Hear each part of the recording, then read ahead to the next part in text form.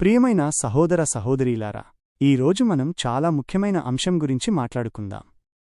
జీవితంలో మనం ఎదుర్కొనే కష్టాలు మరియు ఇబ్బందులు. దైవభక్తితో జీవించేవారు తరచుగా హింసననుభవిస్తారని లేఖనం చెబుతుంది. కాబట్టి మీ జీవితంలో కష్టాలు ఎదురైతే అది మీరు ఏదో తప్పు చేశారని కాదు. దీనికి విరుద్ధంగా దేవుడు మిమ్మల్ని పరిపక్వం చేయడానికి ప్రయత్నిస్తున్నాడని అర్థం. లక్ష్యమేమిటంటే మీరు ప్రభువైన యేసుక్రీస్తు స్వరూపంలో ఎదగగల స్థాయికి చేరుకోవడం. ఇది ఒక ప్రయాణం. ఈ ప్రయాణంలో కొన్ని అడ్డంకులు ఉండవచ్చు. కొన్నిసార్లు మనం దారి తప్పవచ్చు, లేదా కొన్ని పనులు అనుకున్నవి జరగకపోవచ్చు. అలాంటి సమయాల్లో మిమ్మల్ని మీరు శిక్షించుకోవద్దు. గుర్తుంచుకోండి, ఇది ఒక ప్రయాణం. ఈ ప్రయాణంలో మీరు ఎదుర్కోవలసిన అసౌకర్య పరిస్థితులు ఉంటాయి. ఇది మన ఆధ్యాత్మిక పరిపక్వతలో భాగం. మనం ఈ విషయాన్ని బాగా అర్థం చేసుకోవాలి.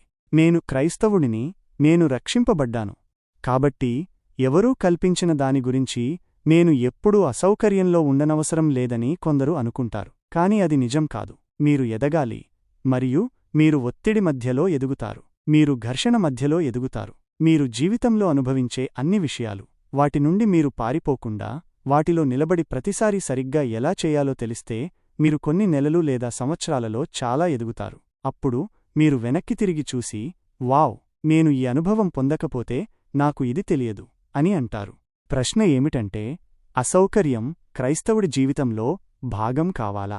ఈరోజు మనం దానిని ఎలా అధిగమించాలో గురించి మాట్లాడుకుందాం. మనం అసౌకర్యంలో ఇల్లు కట్టబోవడం లేదు, కాని మనం దాని ద్వారా ఎలా వెళ్ళాలి? మనం దాని ద్వారా వెళ్లే మార్గం మనకు అందుబాటులో ఉంచబడిన కృప ద్వారా, మరియు మనం దాని ద్వారా వెళ్లే మార్గం విశ్వాసంతో ఈ జీవితాన్ని గడపడం ద్వారా.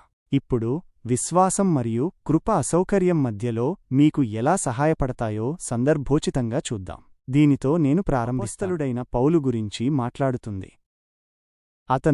అతన్ని తెలుసుకోవాలనుకుంటున్నానని, అతని బాధ యొక్క సహవాసంలో యేసును తెలుసుకోవాలనుకుంటున్నాను అని చెబుతున్నాడు. ఇది చాలా ఆసక్తికరమైన మార్గం. కొందరు దీనర్థం క్రీస్తు అనుభవించినట్లుగా బాధపడాలనుకుంటున్నారని అనుకున్నారు. దాని అర్థం అది కాదు. ఎందుకంటే క్రీస్తు బాధపడ్డ విషయాలకు మీలో కొందరు ఒక్క నిమిషం కూడా బ్రతకలేరు. అతను ఖచ్చితంగా మీ బాధ గురించి మాట్లాడటం లేదు, యేసు బాధ అనుభవించిన విధంగానే. ఈ పదబంధంలో కీలక పదం బాధ యొక్క ఫెలోషిప్ అనే పదం.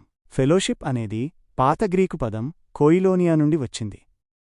ఇది ఇవ్వడం మరియు తీసుకోవడం అనే సంబంధాన్ని సూచిస్తుంది. మీరు ఎవరితోనైనా కాఫీ తాగడానికి వెళితే మీరు వారితో ఫెలోషిప్ కోరుకుంటున్నారని మీరు చెబుతారు. ఆ వ్యక్తికి ఒక భాగముంది మరియు మీకు ఒక భాగముంది.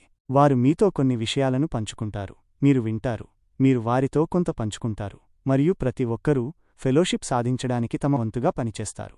సరే, కాబట్టి ఈ బాధ యొక్క ఫెలోషిప్లో యేసు పాత్రను చూద్దాం. అతని పాత్ర పాప పరిహారార్థ బలిగా ఉండాలి, శిలువకు మేకులతో కొట్టబడాలి, విమోచన క్రయధనం చెల్లించడానికి మనం వెళ్లాల్సిన నరకానికి వెళ్ళాలి. మన నుండి ఆయన తీసుకున్న పాపాన్ని ఆయన బాధించడం ద్వారా ఆయన సహవాసంలో భాగం. ఆయన బాధ అంటే మరణించి విజయం సాధించడం ద్వారా ఆయన విజయం పొందారు. ఆయన బాధ మనకు విమోచన, నీతి, స్వస్థత మరియు పూర్తయిన పనులన్నిటినీ అందించింది. ఆయన దానిని పొందాడు కాబట్టి మనం చాలా పనులు చేస్తున్నాము, అది ఇప్పటికే పూర్తయింది. మీరు దేవుణ్ణి అడుగుతున్న చాలా పనులు ఇప్పటికే పూర్తయ్యాయి. మీరు, ఓ దేవుడా, నాకు విజయం ఇవ్వండి అంటారు. విజయం ఇప్పటికే పొందబడింది. ఆమేన్.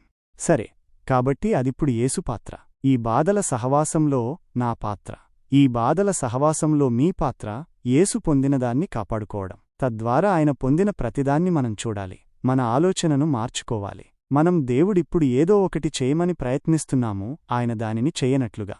అది భిన్నంగా ఉండదు. కాబట్టి కష్టాలు మన జీవితంలో ఒక భాగం అయినప్పటికీ అవి మన ఆధ్యాత్మిక పరిపక్వతకు దోహదపడతాయి. విశ్వాసం మరియు కృప ద్వారా మనం వాటిని అధిగమించగలం.